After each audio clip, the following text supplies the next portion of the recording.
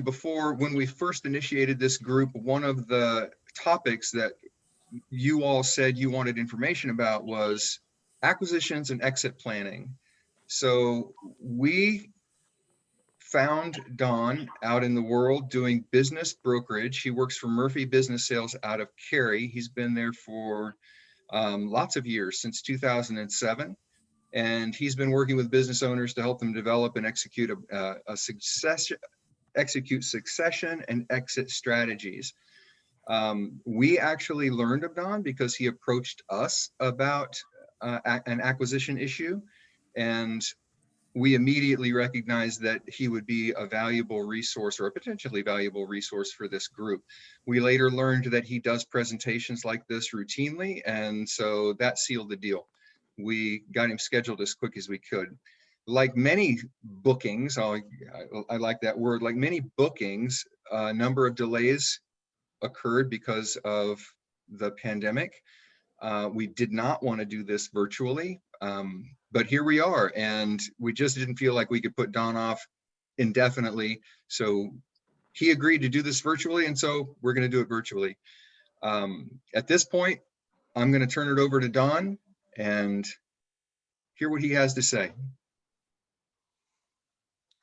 All righty. So, well, thank you very much for Todd and Greg when you get here for the invitation. I'm very pleased to speak to this your group, and so I guess we come. I guess I want to share my screen. You should be good to go.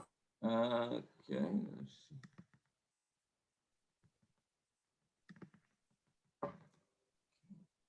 Everybody see my? Yes. Okay. All right. So thank you, Todd, for the introduction. My name is Don Emmett. I'm a business owner myself. I have been involved in small businesses for many years, 30 plus. Spent the majority of my career in New York, being a partner in the electronic component distribution business. That is selling semiconductors and computer chips to electronic manufacturers and exporters.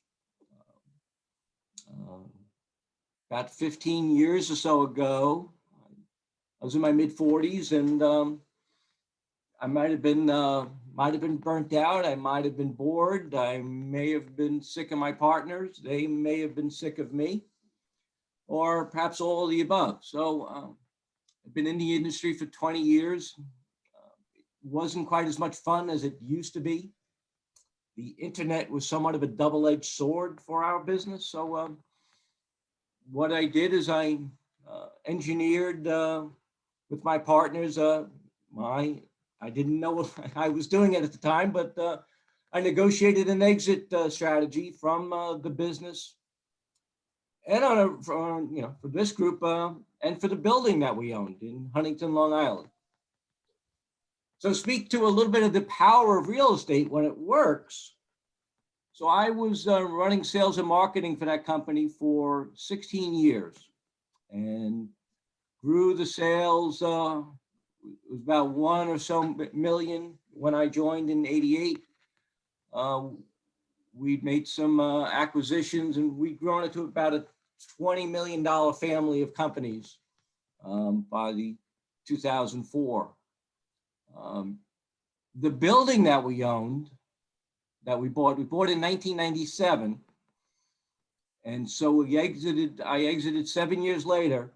So the buyout from my partners, my 16 years of running the company and owning a third of the company, was pretty similar in size to the 7 years of being a 1/3 partner in that office building in Huntington, Long Island. So just kind of speaks to why you guys are in the real estate business. It's a powerful investment tool, and if you have good real estate and good locations,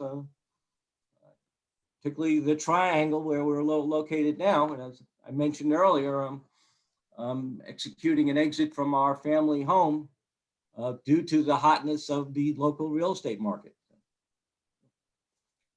So I am also a real estate investor, and myself, I have some rental properties, and also I am a North Carolina real estate broker. I don't sell real estate per se. What I do, I mostly have the license that enables me to participate in transactions with business owners that also own real estate, whether they own the building that the company is located in or there's land. So it enables me to be able to participate in the entire transaction.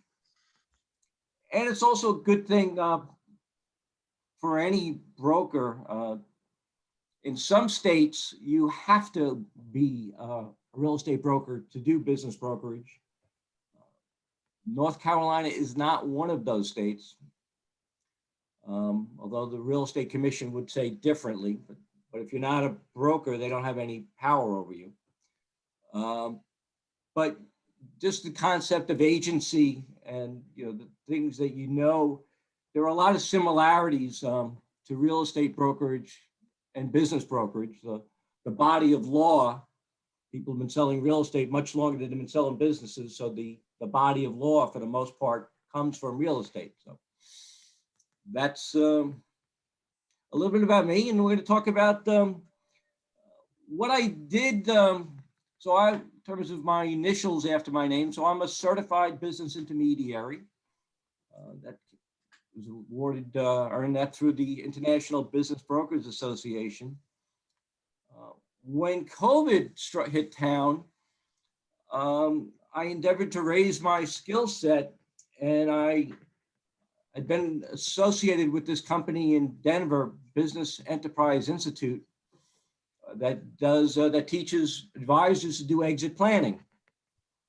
And I mostly had a marketing relationship with them, access to their content, materials, and software. But I initially did not aspire to obtain their certification to be a certified exit planner. But when COVID hit and it appears I was going to have some time on my hands, I endeavored to go through the training and certification process. So I am now, as of August, I think, a certified exit planner. So that's kind of, for me, opened up a couple of new avenues of brokerage and exit planning and transactions. Typically, business brokers are used in third-party sales. There's a lot of other transactions and transfers that go on with insiders. So whether it be a family transfer of a business, or perhaps a transfer or transaction with employees. So then there are obviously different techniques, strategies, tactics to accomplish those goals. And as we'll see in a moment, it's all about the goals of the owner. So, moving on. Let's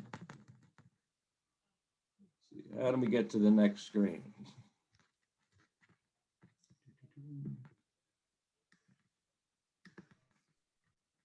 There we go.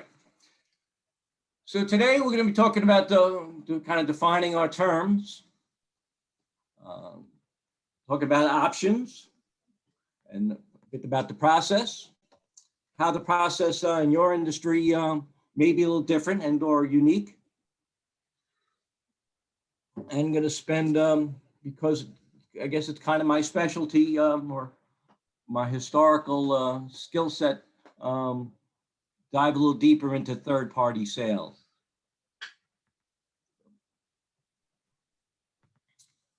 So what is exit planning? So this is from John Brown, who's the founder of BEI. He's an estate attorney who found himself doing a lot of planning and exit planning for his clients, business owning clients. So he went and founded a company to do exit planning and to teach others how to do it also. So according to John Brown, exit planning is a process that results in the creation and execution of a strategy allowing business owners to exit their businesses on their terms and conditions. It is an established process that creates a written roadmap or exit plan, often involving efforts of several professionals, facilitated and led by an exit planning advisor who ensures not only the plan creation, but its execution. What might an exit plan look like, or what are the ingredients of a successful exit? So a big piece obviously is what's the goal? What's the and that's, you know, that's all up to the business owner. What do they want the future to look like? How do they want to get there? Do they have a successor? Who is it? Do they want to be the successor? So also depends on you know, does the successor have wherewithal? Are they going to be able to physically buy and or borrow the money to buy the company? Or is it, you know, going to be, is it a family transaction that might imply a certain discount? So, but generally the, you know, main objective is to ensure the financial security of the business owner.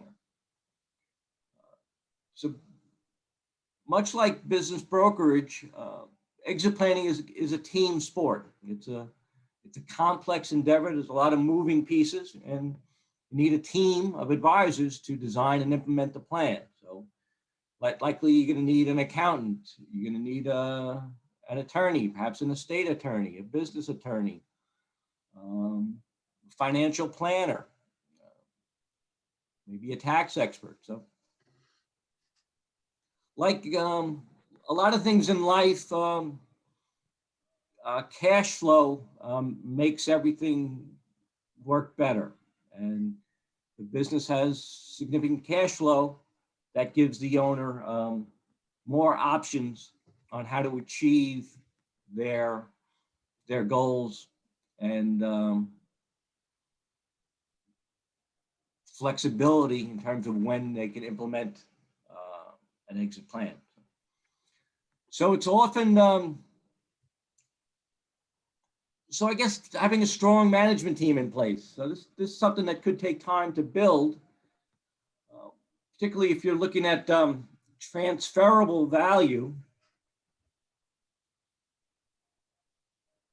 If too much of the business is in the owner's head, that's going to affect the valuation of the business and its potential, its ability to succeed in the long term. So if there isn't a management team in place, may take time to build one.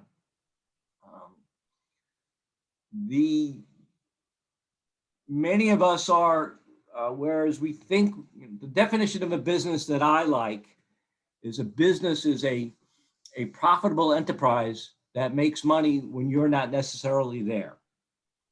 If you have to be there and can't take vacations, you may be self-employed at this point and may or may not have a business to actually sell. So having some management, something in place is enhances value and makes for a smoother exit and or transfer, no matter what it might be. And I guess the most important asset of all is time. One of the objectives, which we'll get to in a minute, when we meet with a business owner to understand their objectives, it's the second or third question is going to be, when would you like to leave your business, or when would you like to start perhaps disengaging? So the more time that you have, the more creative and more ability do you have to institute certain techniques and strategies. A couple of some statistics. from a survey that BEI did. So this is a survey that they did back in 2019. A list of over 50,000 business owners and about 1,500 respondents. And they took a deep dive with 73 of them over different areas and different demographics. So 56% of business owners want to sell or transfer their business within the next 10 years. Over 80% of business owners want to stop working in their businesses in the next 10 years. And this is a stat that many of us, we understand, but we don't necessarily want to grasp that all of us will leave our businesses at some point, whether we plan for that exit or not.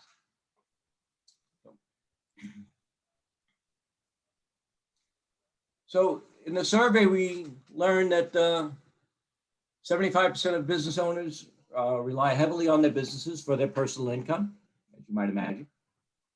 Owners want to exit their business on their terms, but with financial security. And only about 10% of business owners have a written plan to transfer their business ownership. A lot of them might have plans in their head, or maybe they've discussed it with a spouse, but the idea of having a plan means writing it down. It's like you do a budget for your annual year, for your, what you expect to do with your business. Having an annual budget, having a business plan, have an exit plan is another thing you should have on your to-do list. Okay, well, whether by choice, we'll all exit our businesses without a written roadmap of how to do it. It may be difficult for owners to envision their exit on their terms, and that provides financial security. So if you don't know where you're going, it may be difficult to actually get there. And you may not know when you've arrived.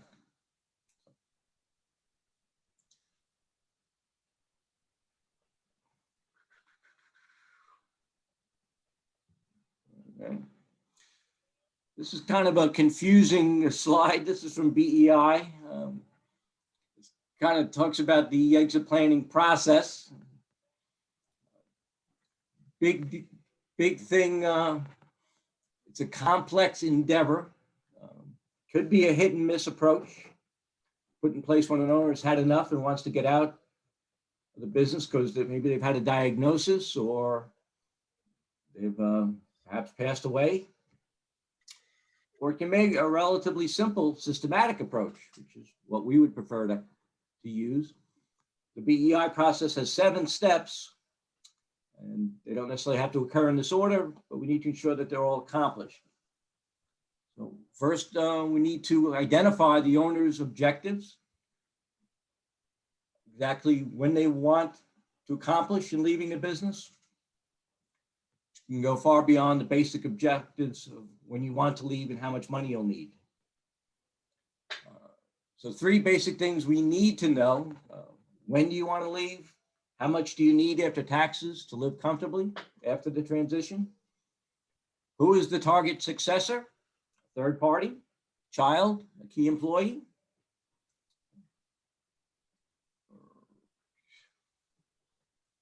Okay, step 2, go ahead.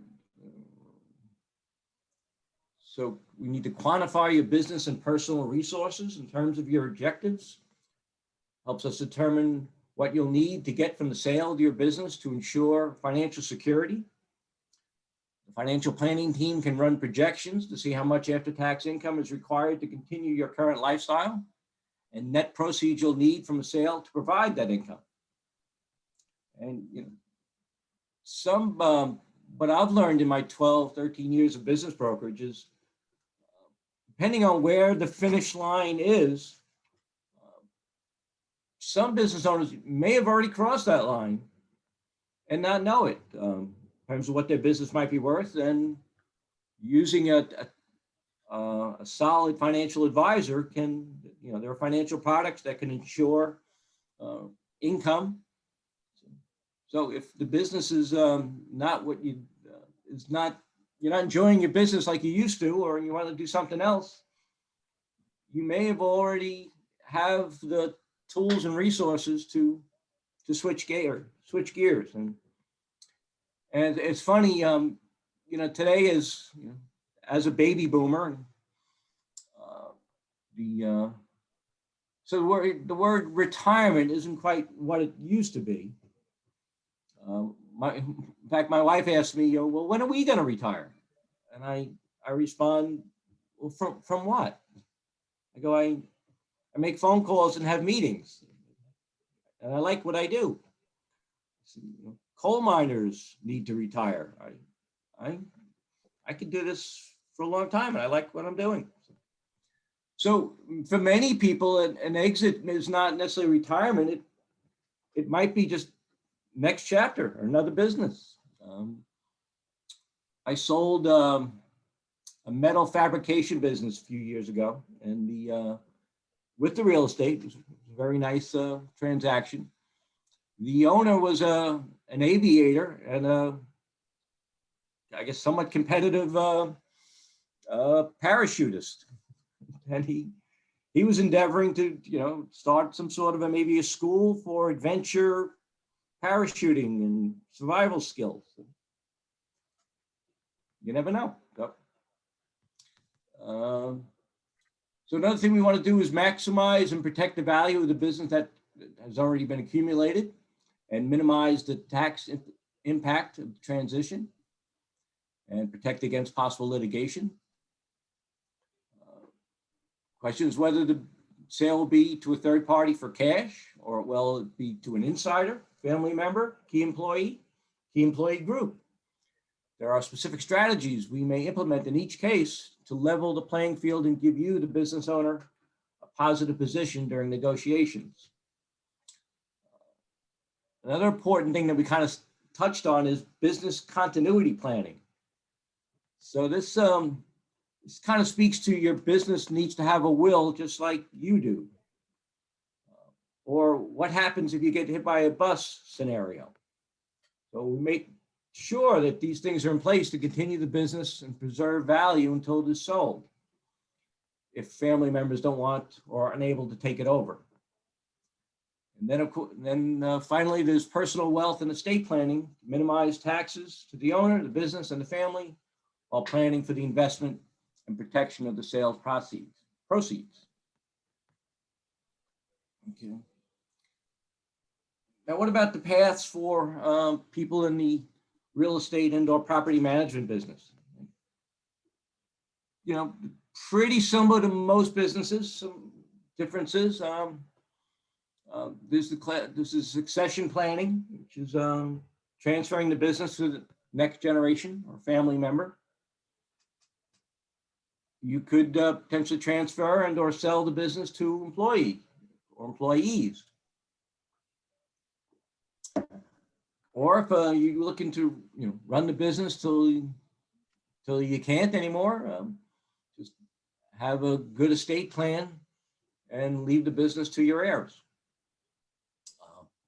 If you're in a partnership, potentially and have a buy-sell agreement, potentially you could work out an arrangement, as I did, and sell your business to your business partner and receive a payout likely over time. Or sale to a third party, which is kind of where I usually spend my time. Basically, three types of buyers for small to medium-sized businesses. There's the individual buyer, or what we call an economic buyer. They're chiefly buying income. They're buying a job. Next is where I like to work as a strategic buyer. So that's a buyer that generally is in the industry or a complementary industry.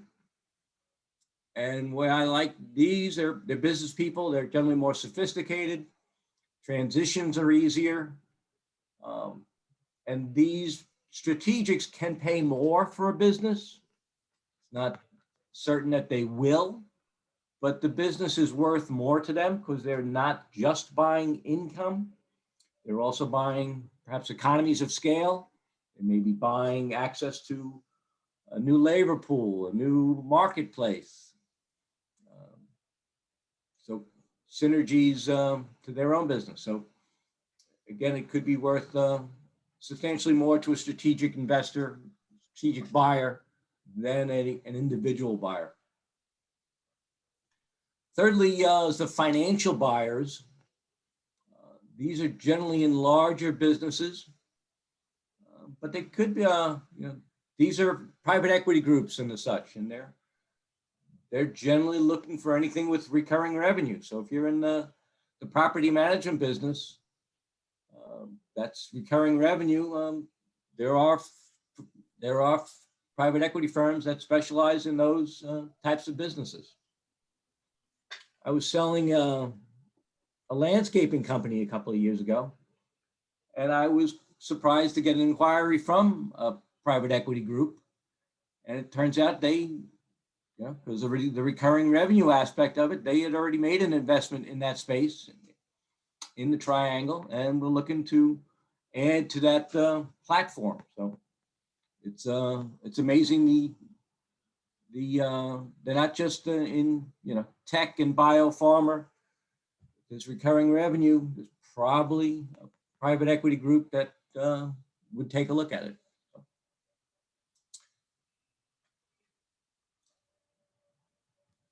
So, as I mentioned earlier, business brokerage and exit planning are both team sports. So it's a complex endeavor, a lot of moving pieces, and no one professional has all the answers. You need a diverse skill set and talents to develop and implement and execute the plan. And generally, we like to think of the exit planner or the business broker as the quarterback to help coordinate the various advisors and to make sure they're operating efficiently and not overbilling.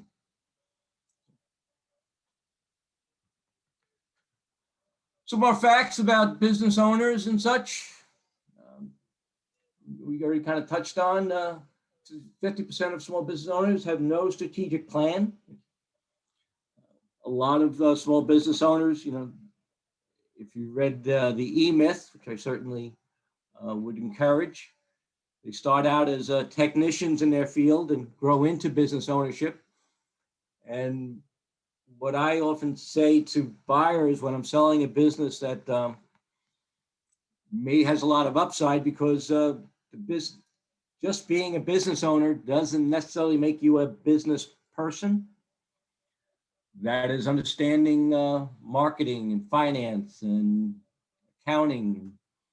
There's a lot of moving pieces to a business, and some people learn them through the school of hard knocks, through trial and error, or from academic pursuits, and some people don't learn them.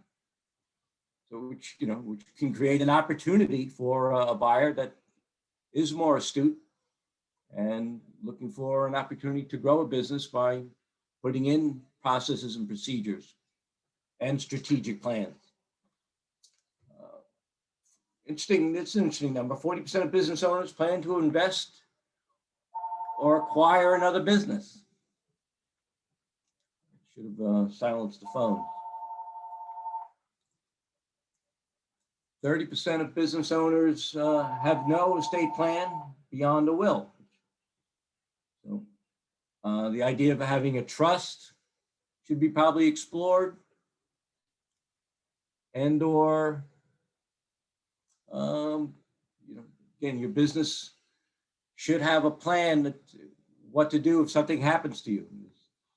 So we've all seen in the news examples of business owners where one business owner maybe passes away, and that was the business owner that had all the passwords or the combination to the safe. So you want to have a place where this information is written down and is accessible to your successors.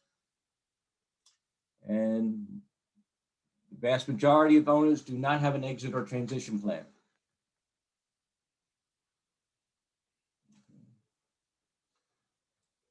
Some more small business facts. About 30 million small businesses in the United States, collectively worth $10 trillion. So most of those businesses are going to go up for sale in the next 5 to 10 years. We're expecting, and maybe in the mid, just beginning, one of the most monumental transfers of wealth in the United States or global history. $10 trillion of businesses will change hands over the next 5 to 10 years. And the average 20% of all businesses for sale at any given time. I guess which also speaks to, you know, everything's for sale for a price. So some of you may even be approached with a business that's not for sale. Well, have an interested party approach you about potentially buying, even though you haven't or aren't on the marketplace. And almost half of business sellers have never sold a business before.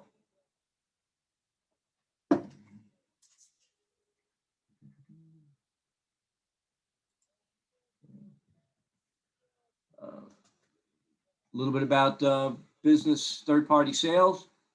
It generally takes 8 to 10 months to sell a business. More complex businesses are going to take longer. Small quantity, they're going to be on the market for over 2 years. And a large percentage of buyers are going to be first-time business owners. And here's kind of a graph on how long it takes to sell a business. Some are going to sell very quickly, most in that 8 to 10 month period, and then maybe a bit larger, more complex businesses are going to take more time. Some insight into my favorite generation, not to be confused with Tom Brokaw's The Greatest Generation, which is my parents, but us baby boomers, defined as the people who were born after World War II and before 1965.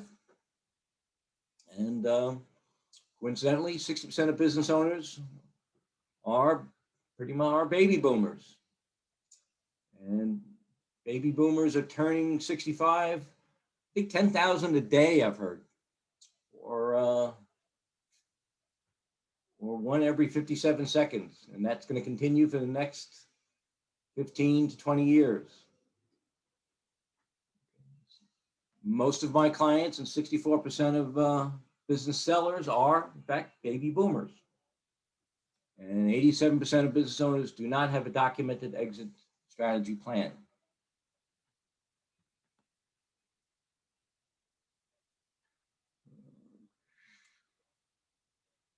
Okay. A little more about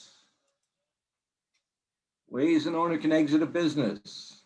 So, okay, you can leave it for your estate to dispose of. You can liquidate the business. That's probably not the best alternative, and that's not going to where you're going to achieve your greatest value. You can give or sell the business to your children. Question is, do your children have money? We could sell to key employees, pension for an ESOP, which is an employee stock ownership plan. Generally, you need to be a fairly large business for that to work. It's probably around 100 employees.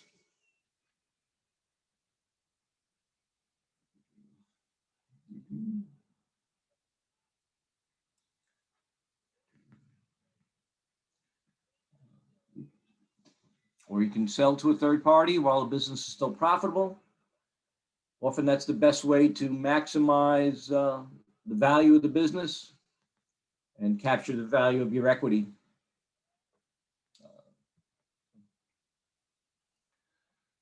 So how are real estate and/or property management companies different?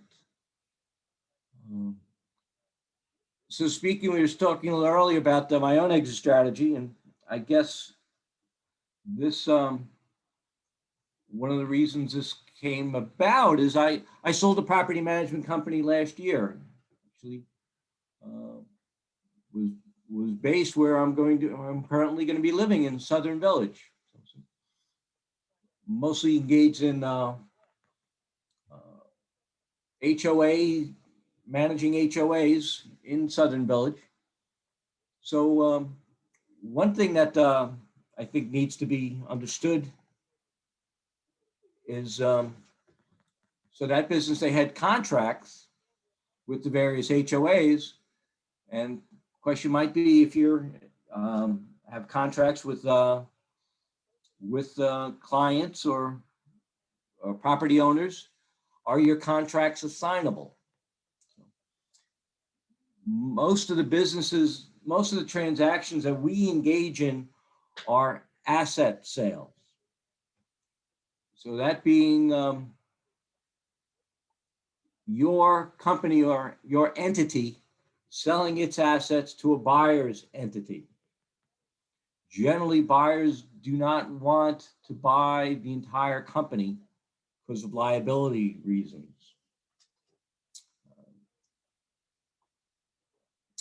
But in some cases, that's if there are contracts, if the majority of the value of the business is based on certain contracts and agreements that are not assignable, then a stock sale might be the best alternative. So where you actually do buy the entire company, or this, if it's a stock sale, if it's a C corporation or an S corp, or you're buying the membership interests if it's a LLC, a limited liability company. So something to be aware of for your businesses.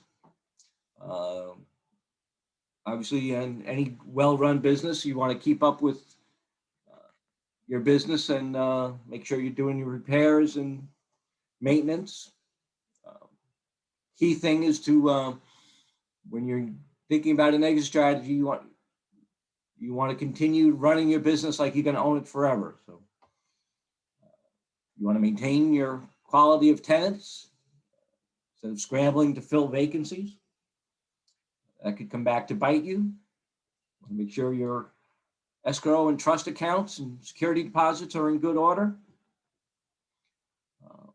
Your records keeping and your financials are in good shape for your accountant has done a good job of maintaining those records. Your expenses, your bills, and your taxes are up to date. If you have employees, it's always a good idea to have some sort of an agreement or a non-compete with them in place. It's difficult to do after the fact. Generally, some compensation has to be exchanged, or they may raise issues, but something I would recommend for new hires going forward, some sort of agreement,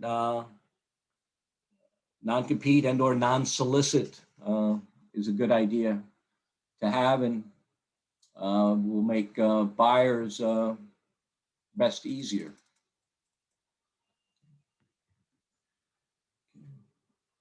Okay. Ways to maximize value in a sale. This is a complex thing, and if you this might be the most difficult and the largest transaction you ever do.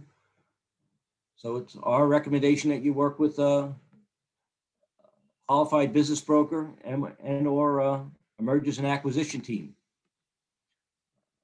That you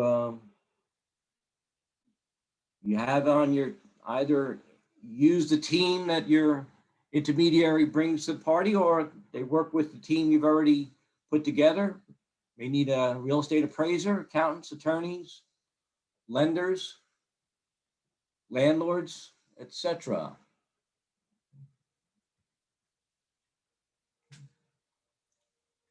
You want to cast a wide net for buyers. It only takes one, but you never know where they're going to come from. So we spoke a little bit about the three types of buyers earlier: there's economic, individual buyers, strategic buyers, and financial buyers. Just more on how do we get to these? So typically, economic and individuals, you find those buyers either on the internet or through our own databases of buyers that have reached out to us in the past. Strategics, where I like to work, is we can generally, working with our clients, figure out who's a good buyer. What company or business would complement your business and you theirs. So what we do is typically run a database, run a list of potential strategic buyers, and we'll discreetly and confidentially market to those buyers through direct mail and telemarketing, and look to engage them with non-disclosure agreements and provide them with the marketing materials about the business. And financial buyers, we have a database of all the private equity groups, and we would, if a business is appropriate for that type of buyer, we would reach out to them and get them involved in the, ideally, we would like to have, best way to maximize value is to get, much like when selling real estate, you would like to get multiple offers for your house or your property. You'd also like to get multiple offers for your business. So the ideal situation would be to have multiple offers and for us to run what we call a controlled auction, where we'd likely ask for term sheets from the interested parties, and we would ask them to put together what a transaction with them might look like in terms of price, terms, seller finance, earn out, all the various components that make up a transaction. And we might, whittle the number of prospects down as we see their proposals and choose the one we most like to work with. So one of the things that we're going to do before bringing the business to market, we're going to normalize or recast the financial statements to understand the true value that the business brings to the owners. We're going to do our valuation, which our valuation, we do three different valuation metrics: a market-based approach, a quality of earnings approach, and a buyer's test that speaks to what would an investor pay for a given stream of income. And we put together a range of what we feel are fair and attainable selling prices and structures.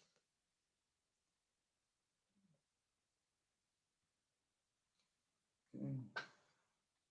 What are the challenges that business owners come to or encounter when they're looking to sell their business? So, valuing the business, much like real estate reasons, you probably shouldn't sell your own house because you're too close to the situation and you can't necessarily be objective. So most business owners have no idea, or at least an inflated idea of what their business might actually be worth on the marketplace. So,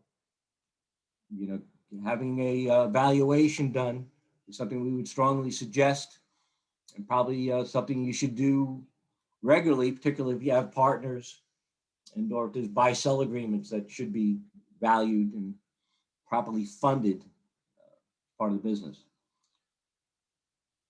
So competitive price, proper terms being seller finance and or potential earnout.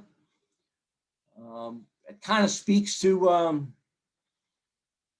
the difficulties of valuing a business in today's COVID world. I did a valuation for a company recently. They were in the auto, they were selling to auto repair facilities. It was a nice business, doing a couple of $1 million in revenue. And I did we basically did two valuations for them. I did a valuation what the company was worth pre-COVID on the end of 2019, and what the company was worth during COVID. This is on November 30th of 2020. Based on 2019's financials, the business was worth approximately $2 million at the end of 2019. Business had some impact from COVID and was recovering slowly.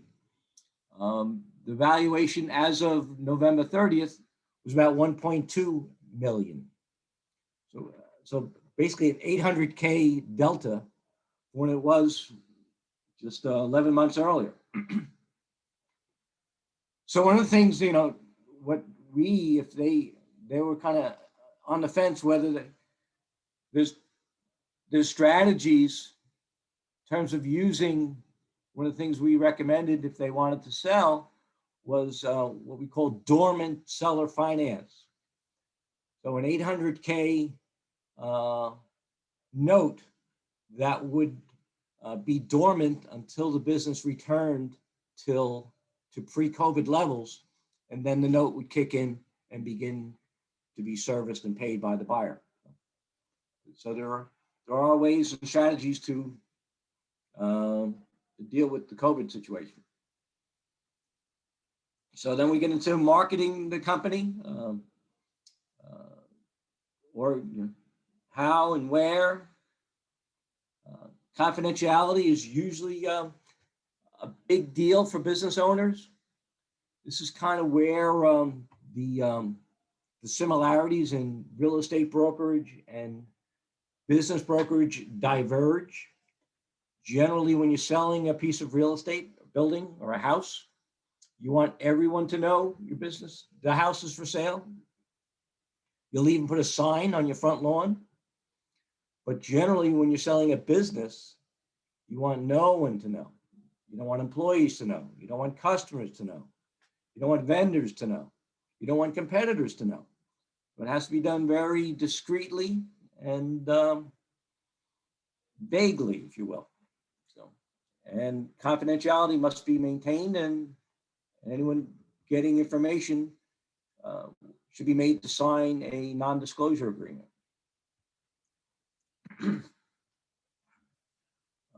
Ranging financing. So that's a challenging thing in any endeavor. Banks are always, banks are great at lending money to people who don't need or want it. But when you do want that financing to acquire a business, it's going to be, they're going to put you through, the buyer through some significant hoops, and they're going to want some significant data from the business seller. We typically arrange financing for one of our clients before we go to the marketplace. And in today's environment, which we'll talk a little bit more, through the CARES Act, there are significant benefits and incentives with the SBA to buy a business and or sell a business today. So this speaks to the marketing pieces, preparing an effective, what we call one-page teaser. That's a no-name marketing piece that might go on the internet. And then there's the SIM, which is the confidential information memorandum, which we prepare basically the pitch book for the business. So it's This is information that's only seen by qualified buyers that have signed non-disclosure agreements. And the intent is to tell the story about the business and make the case for the investment and or the acquisition. And or ideally get a meeting or a Zoom discussion. So another difficulty is dealing with buyers. That can be challenging. Negotiating with the buyers, overcoming objections and information requests, structuring a transaction, down payment, bank financing. Is there seller finance? How much? What are the terms? Is there an earnout? If certain milestones are made. The intermediary's job is keep the transaction moving forward. It's like in real estate sales, delay is the enemy. Want to be moving toward a closing, removing contingencies. And you want to be running your business and keeping your pedal on the gas like you're going to be there for the long term. There's a little flow chart of what the process looks like. So planning to sell, gathering data, recasting financials, making evaluation, preparing the marketing materials, bringing it to market, begin to search for buyers, distribute the materials, setting up meetings, perhaps a tour of the business. Generally, we do those after hours when the employees are left. We do encourage buyers to make an offer. Generally, we'll look to proceed to a letter of intent, which outlines a period of due diligence, which like in real estate, where the buyer is going to get a certain period of time, 30 to 60 days to examine the books and to ensure that the business is actually doing what we've said in our materials that it's doing. Then we look to move toward a closing. This is where it kind of gets very similar to a real estate transaction. Finish the due diligence, get the buyer financed, so some removing contingencies, get a definitive purchase agreement in place, review the final documents, and ideally we close and everyone gets paid.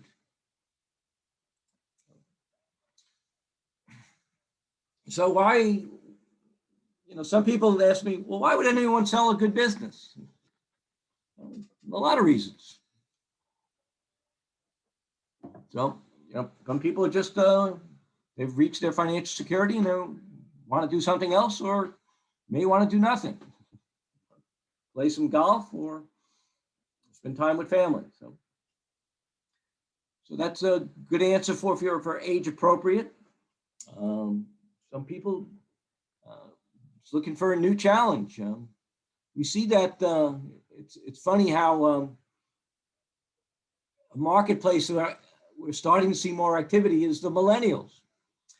Millennials don't necessarily want to run a business for 30 years or have a job for 30 years. They get bored. They want 5 to 7 years, they're off to the next thing. People are relocating, other interests. They built the business to sell. Might be health issues. Unfortunately, I've been involved in quite a few divorces the past few years, that being spouses and or partners that have decided to split up and sell the business. So what are buyers looking for?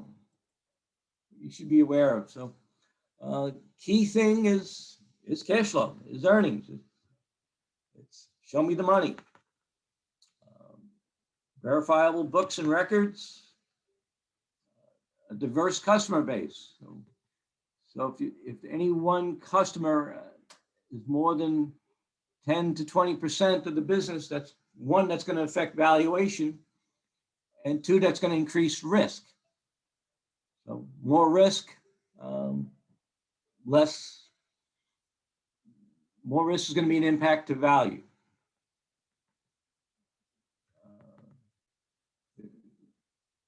Buyer's going to want to be able to grow the business, put their own stamp on it. They're going to want a covenant not to compete. They want to ensure that they're not that you're not running down the street and opening up another business and competing with them with their money. Generally going to look for a transition with the business owner. Generally 1 month is part of the transaction at no compensation. Anything more than that, you're going to want to get compensated, perhaps a consulting agreement of some sort. So, and most business owners, want to do that to ensure their employees are well taken care of, in good hands. Their customers are well taken care of, and there's a good handoff. Obviously, everyone wants a deal. They're looking for a reasonable price. They're looking to use leverage, much like in real estate. 10 to 15% down is a good offering for a business. So they're looking for a reasonable lease term and cost. If it's an SBA finance deal, generally the SBA is a 10-year loan. They're going to want the lease to be at least, they're going to want to ensure that the business has a home during the length of the loan. So they're going to need to work with their landlord to get probably a 10-year lease, or at least options for that effect. So they're going to want earnings to be able to cover the debt service. And they're going to need want to be able to pay themselves a livable wage. And it's likely their down payment is coming out of an investment that's currently earning a rate of return. So the down payment that the buyer's equity is going to have to receive a suitable rate of return. And our experience tells us that for small illiquid businesses, it needs to be in the 30 to 35% range on that down payment. So, like many things in life, timing is important. Okay. Ideal time to sell is when the industry is hot. Rising tide raises all boats. There is a lot of money on the sidelines, waiting for things to invest in. Tremendous amount of private equity groups looking to invest and get that 30% return on investment. There's almost always, in my experience, more good buyers than there are good businesses that are available for sale. So a good business is going to attract a lot of buyers. Right now, I believe there's a lot of pent-up demand and pent-up supply because of COVID, and people have seen the how corporate America is not necessarily the most secure place to be. So having control of your destiny as a buyer by owning a business, which is many of us entrepreneurs have seen, is an attractive alternative than to have your business, have your corporation have a downturn due to COVID, and you find yourself out of a job.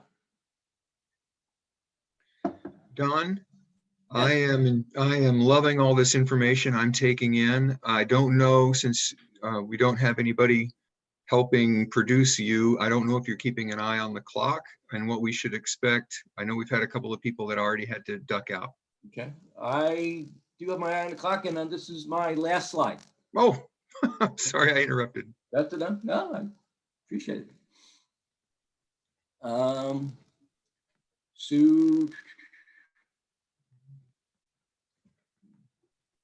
So there's a lot of interest from people looking to grow their business through an acquisition. That would be strategic buyers. Interest rates are incredibly historically low. Lenders are looking for opportunities. Right now with the SBA, a business acquisition loan, up to the SBA will pay 6 months of the principal and interest for an acquisition, up to $9,000 a month. So this is part of the second part of the CARES Act. So I believe businesses, as of I think middle of February through the end of September, that could amount to a total of $54,000 if you're up to $9,000 a month for 6 months. So that's a significant incentive for buyers to buy. And the economy, when the stock market believes 2021 is going to be a good year, except for yesterday. I'm not sure what it's doing today. But the outlook, as we get COVID under control and people get vaccinated, this economy should take off significantly. And we'll end with a quote from Warren Buffett. And he basically says, anyone that it's never been a good idea to bet against America or the American economy. We come through things, and it's not always a smooth ride, but as we see, the richest people in our society have gotten quite a bit richer during these times. And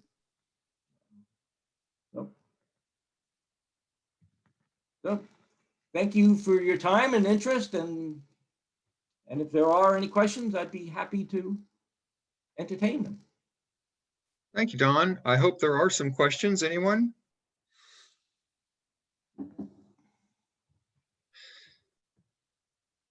I'm smart enough to know that everybody is wondering about valuation.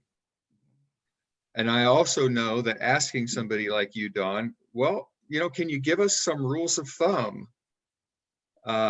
Is like asking a stockbroker, am I going to make money on this? So I don't know how you split that baby. And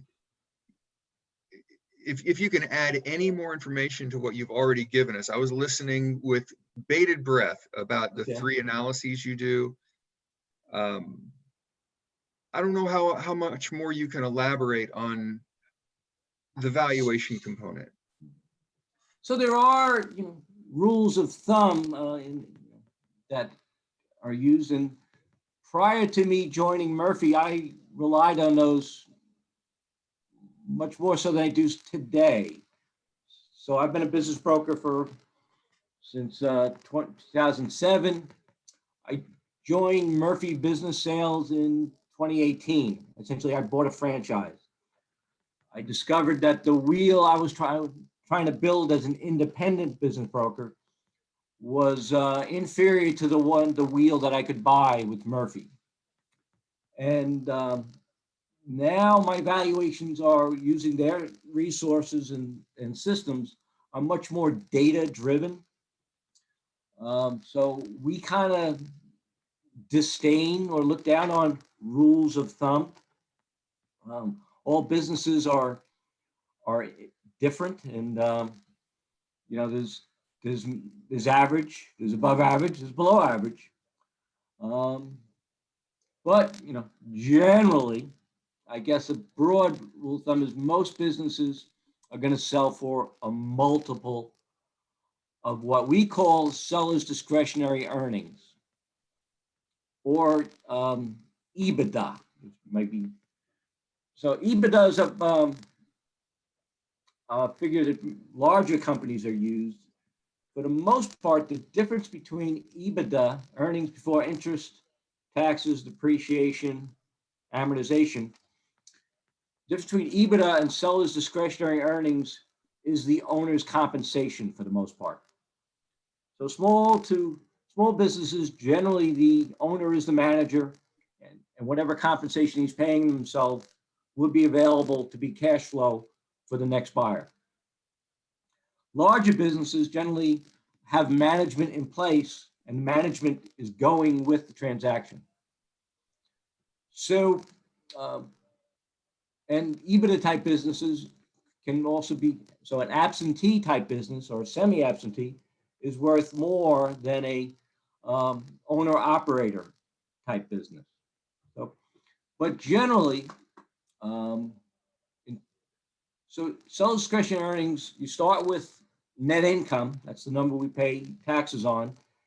To that, you add one owner's compensation, depreciation, amortization, interest expense, and then any discretionary or perks that the owner is putting through the business to come out with a number that's the full benefit of the business accruing to the owners.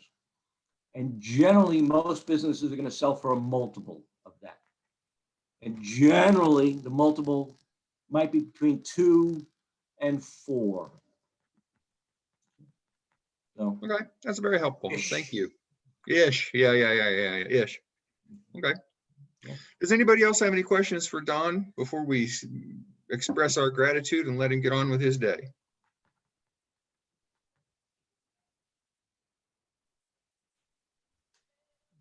I'm not seeing anybody unmute. Don, thank you so much. That was fascinating content. Thank you. My pleasure. Thank you, Look forward Don. to hopefully doing it again, or at least maybe networking or seeing you at a physical event, and hopefully the not too distant future. That would be great. All right, you stay safe and thanks again. Okay, thank you all. Be well. Thank you. Cheers. We've been at this, folks, for about an hour and 15 minutes, a little less because we started a few minutes late. Does anybody have any announcements or any other information they'd like to share with this group? Any feedback about how it's being run? This is a great opportunity for you to let us know. Anything we're not doing that you'd like us to do? Todd, I think you're doing a great job. Oh, thanks, Rick. I think you're doing a fantastic job too. And I got to tell you, man, I wouldn't want to do this without you. Okay, if everybody's nice and satisfied and feeling quiet, thank you so much for attending. Hopefully our last virtual meeting, might be a little I think it's one more at least. Yeah, maybe.